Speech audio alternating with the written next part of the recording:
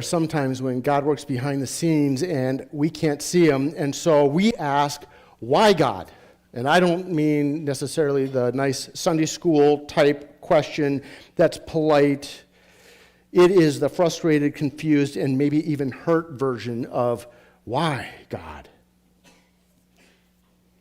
And it sneaks out because it seems like heaven has been silent way too long.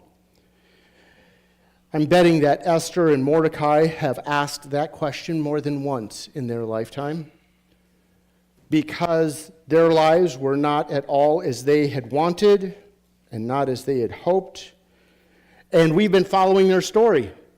Last week we made it through chapter 2, and so that puts us in Esther, chapter 3. We'll start at verse 1. So you might want to grab your Bible and be prepared to follow along. I'll be reading there in just a minute. So as we study the book of Esther, the first week of our study, we started the process of reading by first reading the prayers that the Jews read every time before they start the story. And so there's 3 prayers there. Then in week 2, we added some audience participation. Whenever Mordecai's name came up, we cheered, yay! And whenever Esther's name came up, we went, ah, over her beauty. And that is a reflection of what the crowds do during Purim, the Jewish celebration of Purim. And now this week, we're going to add another character and another response. So, the new character is going to be Heman, and whenever his name comes up, because he is the villain of the story, we're going to boo him. And last week, the crowd did pretty well, but we did not have the teenagers with us. They were off at camp. So I expect an extra enthusiastic response to all of these responses. And we have Micah here. He's going to cue us with the cue cards. And so, Micah, get ready, because we're going to start at Esther chapter 3, verse 1. Sometime later, King Xerxes promoted Haman. Very good. Yes. Son of Hammedatha, the Agagite, over all the other nobles, making him the most powerful official in the empire. Okay, I'm going to stop there because I didn't really give Haman a good introduction. And he is a major character in this story, and even his name helps us understand a little bit about him. So the name Haman means magnificent. So every time Haman introduces himself, he says, "Hi, I'm Mr. Magnificent." No one called him Mr. Humble, right? Because he has this thing where I'm assuming he named himself, because who would call your child Mr. Magnificent, right? And his dad is Hammedatha, and that name means double. And I have no idea why you would call someone Mr. Double unless he thinks he's twice the person as anyone else. I don't know. But he is the son of Hammedatha. But then the author mentions something really big. He says that Haman is an Agagite. What in the world is an Agagite, right? Well, you might remember the name Agag. No? I understand. If you want to look it up, it's 1 Samuel chapter 15. The Amalekites had a king named Agag. And in 1 Samuel 15, King Saul was instructed to wipe out the Amalekites, and especially the king and his line. Let's just say Saul did not complete that mission, and now generations, we have Mordecai, who is a descendant of King Saul, and we have Haman, who is a descendant of King Ahab. How well is this going to go? It's not going to go very well. right? And now Haman has been promoted to prime minister of the entire empire. And we have Mordecai, who is at the front gate letting him through. And this Haman, he has authority over the entire Persian Empire. He's second in command right underneath the king. And so here's just a quick reminder for us. When God gives us instructions, like he gave to Saul, we should probably follow through. He probably has a purpose for that, right? And because he didn't follow through, well, now we have this whole situation here in the book of Esther. Okay, so now we're going to read Esther chapter 3. We're starting at verse 2. All of the king's officials would bow down before Haman to show him respect whenever he passed by, for so the king had commanded. But Mordecai refused to bow down or show him respect. Then the palace officials at the king's gate asked Mordecai, "Why are you disobeying the king's command?" They spoke to him day after day, but he refused to comply with the order, so they spoke to Haman about this to see if he would tolerate Mordecai's conduct, since Mordecai had told them he was a Jew.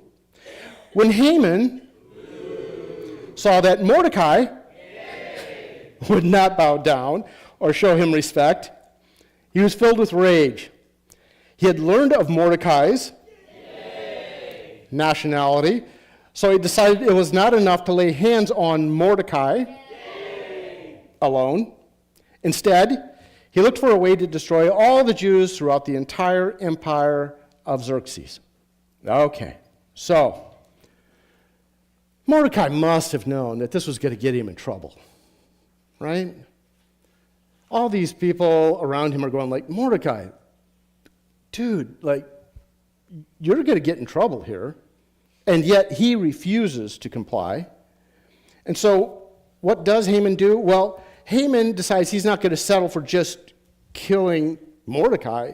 He's going to kill all the Jews everywhere in the entire empire. And so that is his evil plot. And so he devises, I'll call it an evil plan, and we'll read about that in verse 7. So, in the month of April, during the 12th year of King Xerxes' reign, lots were cast in Haman's presence. The lots are called Purim, to determine the best day and the month to take action. And the day selected was March 7th, nearly a year later. Okay, so now all this starts to make sense, right? We've been talking about the Jews celebrating Purim every year in connection with the book of Esther. And they celebrate in the spring around March 7th. Like the whole thing kind of comes together now. Oh, because Purim means dice. And so this is the dice festival that the Israelites celebrate. And people believed that their gods could communicate to them through dice. They would roll dice, hoping that the god would influence how the dice rolled, and therefore give them extra wisdom. And so there was a variety of styles of dice. Some had numbers, some had symbols, and some had 4 sides, some had 8 sides, so different types of dice. And they wanted to discover the will of the gods. And here's the interesting thing. Haman was right. God did influence the dice. It just wasn't his God that influenced the dice, because it rolls out to give them almost a full year before he carries out his evil plan. But so far, now what Haman has is he has an evil plan. He has a date for the evil plan. Now he has to get permission from the king. And we find that in Esther chapter 3, starting at verse 8. Then Haman approached King Xerxes and said, "There is a certain race of people scattered throughout all the provinces of your empire who keep themselves separate from everyone else. Their laws are different from those of any other people, and they refuse to obey the laws of the king. So it's not in the king's best interest to let them live. If it please the king, issue a decree that they be destroyed, and I will give 10,000 large sacks of silver to the government administrators to be deposited in the royal treasury." The king agreed, confirming his decision by removing his signet ring from his finger and giving it to Haman, son of Hammedatha, the Agagite, the enemy of the Jews. The king said, "The money and the people are both yours. Do with it as you see fit."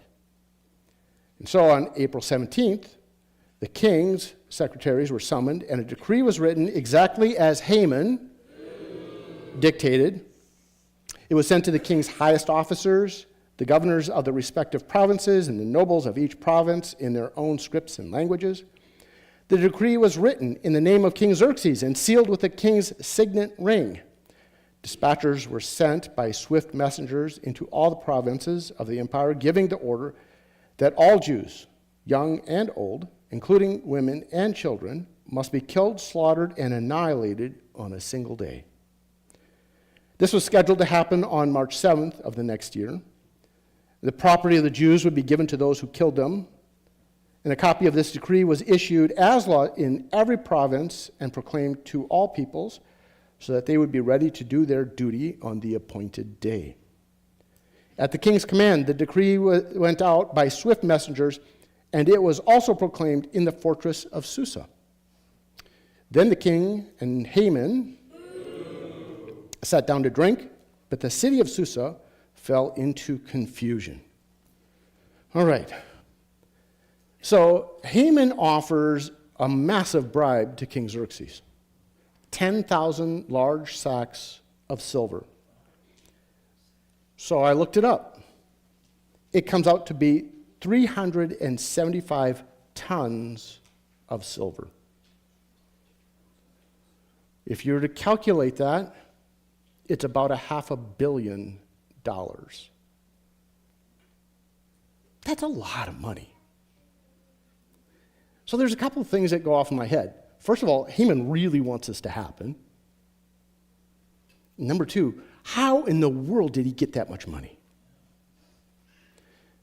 So the Jews have like these ancient writings outside of the Old Testament and these traditions. And oftentimes I go and do a little research and find out what they think about these things. And here's the comment. Because of Haman's position, he went back to the land of Israel and milked them dry for everything they were worth, taxed them to death, and accumulated a lot of money in the process. And so Haman is using Jewish money to bribe the king to eliminate the entire Jewish race. And what I notice is that the king doesn't even blink. He just goes like, "Oh, sure." And in fact, he doesn't just say, "Yeah, you know what, I'll sign off on it." What he does is he takes off his ring and he hands it to Haman and he goes like, "Do whatever you want. I don't care about the money. $500 million, who cares?" Right? Go ahead. Just wipe out a whole race of people. Complete genocide. And then what do they do after making this agreement? Oh, they sit down and they have a drink. Like it's no big deal. Meanwhile, the city of Susa is in this turmoil, is in a panic. Like, my guess is you have a fairly high percentage of people who are Jewish in Susa and in the surrounding area, because Jewish people seem to always rise to the top, don't they? They're just really smart and they're just very successful. Yeah. Okay, so we're at Esther, chapter 4. We'll start at verse 1. When Mordecai learned about all that had been done, he tore his clothes. He put on burlap and ashes and went out into the city, crying with a loud and bitter wail. He went as far as the gate of the palace, for no one was allowed to enter the palace gate while wearing clothes of mourning. And as news of the king's decree reached all the provinces, there was great mourning among the Jews. They fasted, wept, and wailed, and many people lay in burlap and ashes. When Queen Esther's maids and eunuchs came and told her about Mordecai, she was deeply distressed. She sent clothing to him to replace the burlap, but he refused it. Then Esther sent for Hathach, one of the king's eunuchs who had been appointed to her as an attendant. She ordered him to go to Mordecai and find out what was troubling him and why he was mourning. So Hathach went out to Mordecai in the square in the front of the palace gate. Mordecai told him the whole story, including the exact amount of money Haman had promised to pay into the royal treasury for the destruction of the Jews. Mordecai gave Hathach a copy of the decree issued in Susa that called for the death of all Jews. He asked Hathach to show it to Esther and explain the situation to her. He also asked Hathach to direct her to go to the king to beg for mercy and plead for her people. So Hathach returned to Esther with Mordecai's message. Woo! How you guys doing? Like, woo! All right, so Haman's decree is spread throughout the empire, and everybody learns about it. And Mordecai tears his clothes, he puts on ashes and sackcloth, and he wails in the city streets. And in fact, all the Jews fast and grieve. And here's the interesting thing, because sometimes I just find it so fascinating for us to look up these Jewish stories and learn how Jews view the stories that we've learned since we were kids. As I studied it, one of the things that was made really clear was that the Jews were really upset with Mordecai. You know, the basic concept was, Mordecai, look what trouble you've caused for us. You're going to get us all killed. You are such an idiot. Why did you do that? And then there was the whole other discussion of, well, why didn't Mordecai just give in and not get himself into all kinds of trouble, and all the Jews into all kinds of trouble? And here's the theory, or here's the tradition. So Haman, Mr. Magnificent, saw himself as a god. And not only did he see himself as a god, he had an idol that he wore around his neck. So if Mordecai was to bow down, he wouldn't just be giving respect to the position, he would have been bowing in front of an idol, which, that's one of the top 10 commands, right? Don't bow down in front of some other idol. And Mordecai, being a man of principle, decided that was not something he was willing to do, even if it cost him his life. And so he takes this stand of, I will not bow, I will not do this, because I'm committed to Yahweh.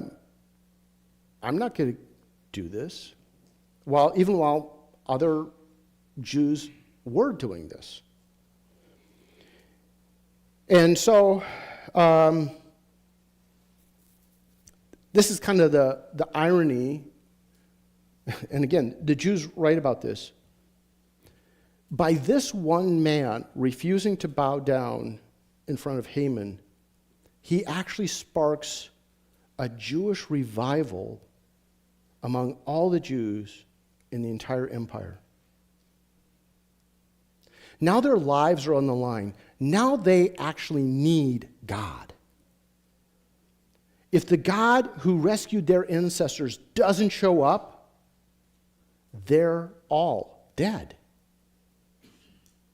And so you have people who weren't necessarily devoted to God, weren't necessarily living in accordance with God in this foreign land.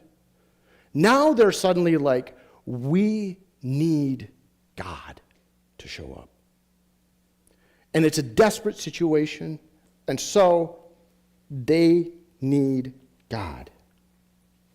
You know, it's like so often we're not serious about God until we're in a serious situation, right? We're busy, we're doing our own thing, you know, and if I have time for God, great, but if I don't, well, you know, I'm just too busy. And then life gets bad, and then we're like, oh, I really need God now, and then we get serious about it. And I think maybe God allows trouble into our life as a way to just get our attention and to call us back to Him. So what if instead waiting until life gets serious to get serious about God, we got serious about God way ahead of time? Then when life gets serious, we have this profound relationship with Him, and we realize that He's in control even when we don't see Him.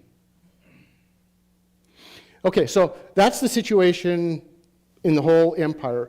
But the thing is that Esther is locked up in this castle, and she's clueless about anything that's going on. She doesn't hear anything about this, and so her attendants come and tell her about Mordecai, and she wonders what's going on, so she calls for this guy. His name is Heppner. He's a eunuch, and she sends him out, and she says, find out what's going on with Mordecai. And so Mordecai summarizes the whole situation for her, gives her the short version of it, sends even the document back to her saying, here, read it for yourself. And so let's see what she does next. We are at verse 10. Then Esther told Heppner to go back and relay this message to Mordecai. All the king's officials and even the people in the provinces know that anyone who appears before the king in his inner court without being invited is doomed to die unless the king holds out his gold scepter. And the king has not called for me to come to him for 30 days. So Heppner gave Esther's message to Mordecai. There we go. Yes. Okay, so this was my thought. Poor Heppner. I mean, this guy is running a marathon between Esther and Mordecai, back and forth, messages. He's the go-between guy trying to deliver these messages back and forth. And he does it. He delivers Esther Mordecai's message. And Esther replies back, well, you know, talking to the king isn't quite as easy as you make it sound. You know, if you just show up and say, hey, I'm going to come in and talk to the king, and he doesn't accept you, well, you know, instant death. And so she's like, yeah, Mordecai, it's just not that simple. And she says, oh, and by the way, I haven't seen the king for a month. He hasn't called for me. So, like, what am I going to do? So let's see. Heppner, run back, and here we go again, and now we're at verse 13. Mordecai sent this message to Esther. Don't think for a moment that because you're in the palace, you will escape when all other Jews are killed. If you keep quiet at a time like this, deliverance and relief for the Jews will arise from some other place. But you and your relatives will die. Who knows if perhaps you were made queen for just such a time as this? This is kind of the aha moment of the whole story, where Mordecai goes like, wait a minute. What if all these coincidences of you becoming queen of the empire, it's all come together, and maybe God knew that this was coming, and he had a plan. Like, what if God is actually working in the background? What if none of this is random? What if he has a purpose for our pain? Maybe God isn't ignoring them. Maybe God is preparing them. Maybe he's preparing them for a divine moment. Do you have a divine moment in your life? Like, what would happen if we actually saw every moment as a divine moment?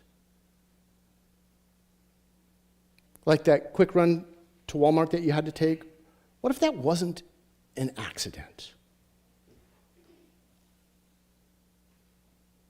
Maybe the tire blew out on your car. What if that wasn't just by chance? What if God is actually designing all these things because he wants to create a divine moment where he's been orchestrating something for months, maybe years, and he's setting you up for that divine moment? Do we have this perspective where we are ready to drop all of our agenda and actually go like, God, in this moment, I'm going to let you use me for a divine moment? If we notice what God is doing, it gives us an opportunity to participate in the story that he's creating. Okay, so we're starting at verse 15. Then Esther sent this reply to Mordecai. Yay. Go and gather together all the Jews of Susa, and then fast for me. Do not eat or drink for 3 days, night and day. My maids and I will do the same. And then, though it is against the law, I will go to see the king. And if I must die, I must die.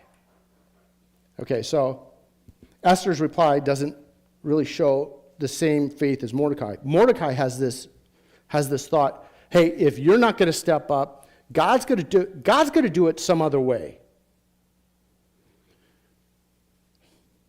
Esther isn't quite as sure.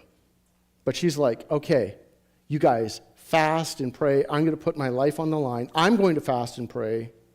I'm going to prepare myself to go in and talk to the king. And so they fast for 3 days. Now, in some ways, either way, she doesn't have anything to lose, right?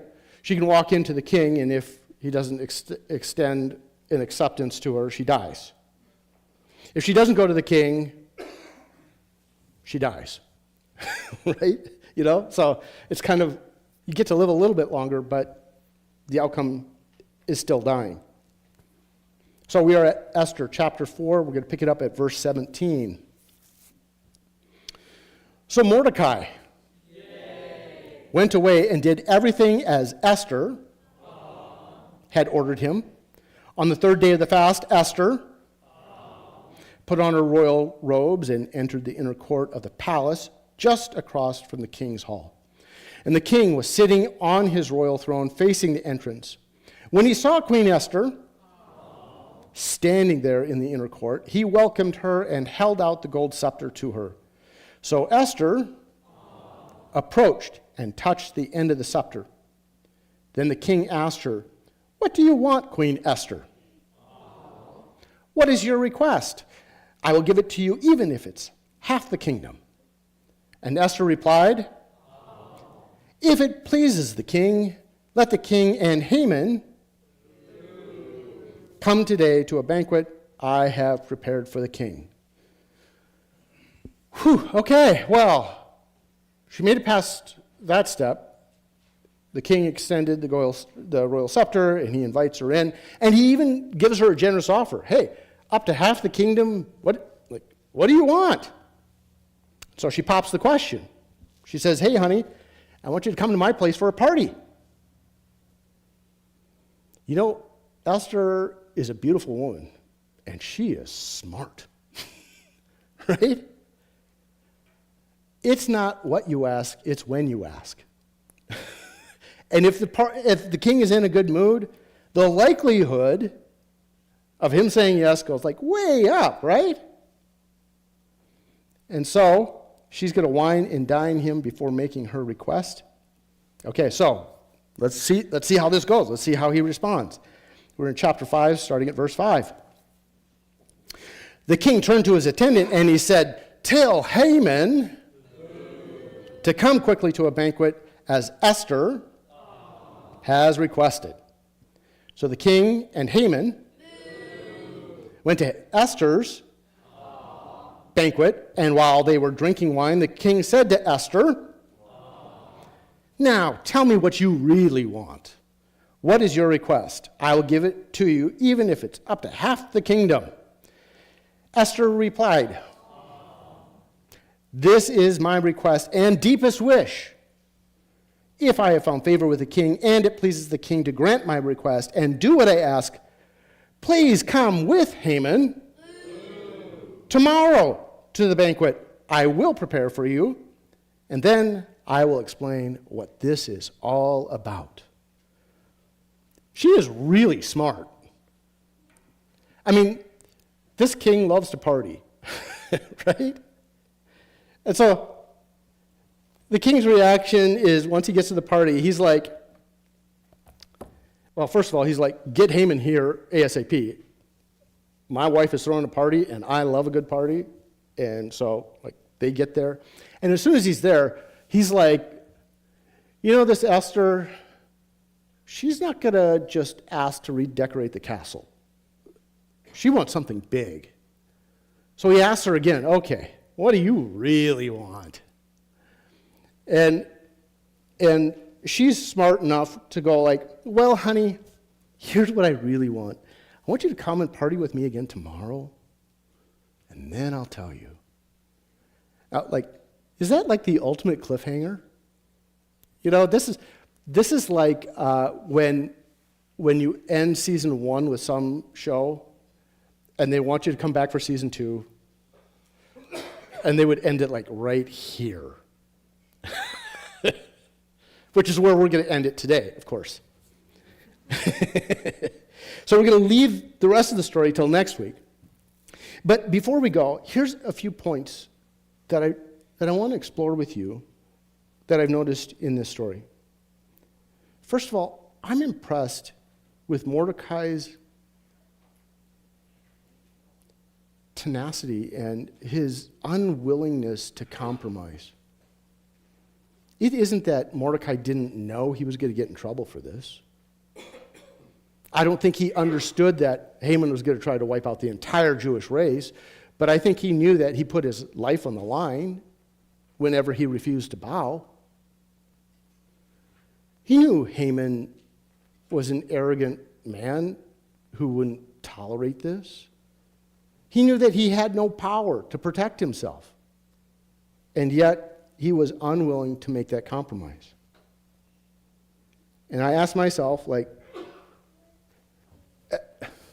do I have that same sense of I will not compromise my connection with Jesus?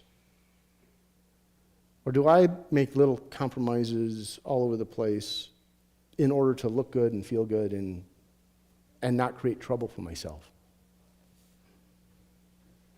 And I want to come back as a second question. I want to come back to the question we asked way at the beginning. Why God? Because when we ask that question, so often we do ask it out of the sense of bitterness, like God doesn't know what he's doing. Like he doesn't have things planned out. Like he's not in control, or that he doesn't love us enough to want what's good for us. We ask, why God? And and wonder why he's doing it to us instead of asking ourselves, why is God doing this? What is his ultimate plan, and how do I align with that plan? Because our bitterness actually prevents us from actually being able to just align our lives with him and let him actually complete the plan to do something big.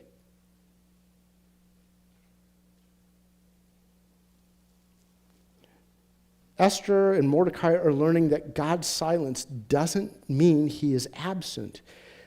They're now realizing that God's silence means that he is doing his best work in the background where they can't see it.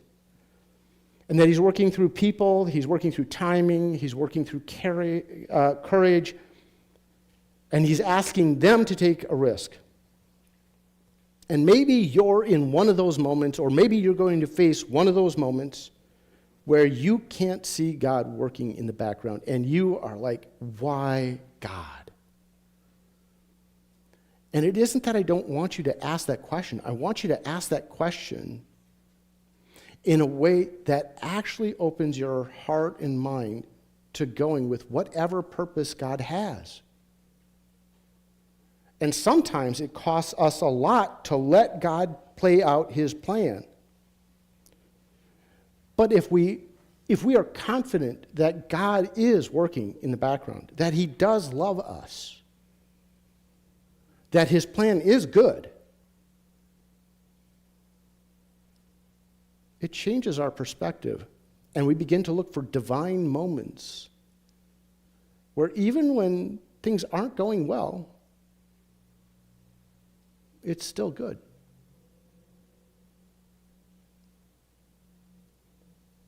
In just a minute here, we're going to share in communion. In that sense of communion, that word talks about like communion, like being in connection with God. How is your connection with God? Is your why God this bitter, angry thing, or is your why God an openness to do some kind of divine moment in your life? Because Jesus gave his life for us, so it isn't that he doesn't love us. Sometimes following him is costly. It isn't always roses and, things don't always turn out perfect. But he does have a plan. His plan is good, even when it costs us everything. And so I'm going to give you a minute to just set in front of God whatever it is you need to set in front of God. Confess your sin. Confess your doubt. Commit yourself to really aligning with him and being in communion with him so that this celebration isn't just like eating some bread and drinking some juice. It is this sense of God and I live and work together all the time. I'm going to give you a moment of silence. I'm going to close it in prayer. During this moment of silence, if the elders who are going to serve communion would just come and move into place, that would be great. So use this time of silence for a silent prayer.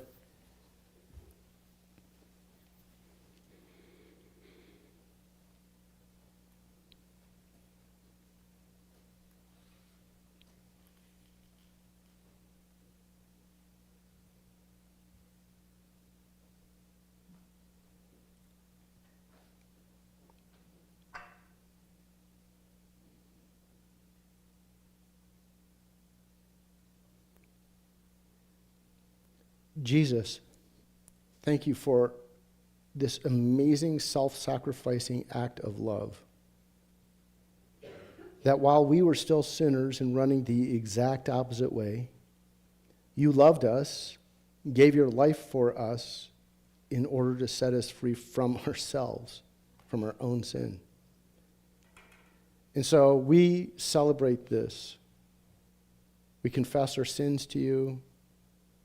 We ask you to not only release us from those sins, but transform us that we would align with you and that we would really be dedicated to living every moment as a divine moment. As we celebrate this, we want to honor what you've done for us and commit our lives to you. In Jesus' name, amen.